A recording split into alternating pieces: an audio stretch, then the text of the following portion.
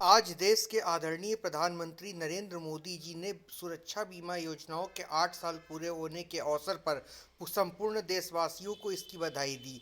आम जनमानस को भी बीमा योजनाओं का एवं पेंशन योजनाओं का लाभ मिल सके, इस उद्देश्य से प्रधानमंत्री मोदी जी ने 8 वर्ष पूर्व कुछ योजनाओं को शुरू किया था, जिनमें अटल पेंशन योजना, प्रधानमंत्री सुरक्षा बीमा योजना और प्रधानमंत्री जीवन ज्योति योजना कुछ खास हैं। आइए एक एक करके इन योजनाओं के बारे में कुछ जानकारी लेते हैं। प्रधानमंत्री जीवन ज्योति बीमा योजना। इस योजना में सबसे पहले हम जानेंगे प्रधानमंत्री जीवन ज्योति बीमा योजना के विषय में। इसकी शुरुआत 9 मई 2015 को नरेंद्र मोदी जी के द्वारा कोलकाता से की गई थी। इस योजना का लाभ 18 से 50 वर्ष के बीच भारत का कोई भी नागरिक ले सकता है। इसके लिए उसे साल में एक बार अपने अकाउंट से 436 रुपये कटाने होंगे।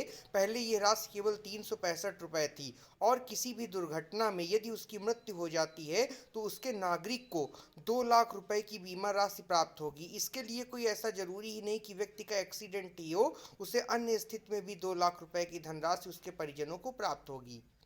अगली योजना इसी क्रम में है, वो है प्रधानमंत्री सुरक्षा बीमा योजना।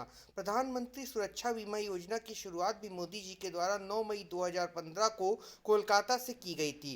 प्रधानमंत्री सुरक्षा बीमा योजना जो है, यह एक एक्सीडेंटल इंश्योरेंस है। सामान्य स्थिति में मृत्यु में इसका लाभ नहीं मिलेगा। एक्सीडेंटल इंश्योरेंस की स्थिति में जो नॉमिनी है उसको 2 लाख रुपए का प्रॉफिट होगा। इस योजना में शुरुआत में साल में केवल 12 रुपए की धनराशि जमा होती थी, जबकि बाद में आवश्यकता को देखते हुए इस धनराशि को बढ़ाकर 20 रुपए कर दिया गया। यदि किसी भी प्रकार से आवेदक का एक्सीडेंट होता है, दुर्घटना होती है, तो उसके नॉमिनी को 2 लाख रुपए की धनराशि प्राप्त होगी।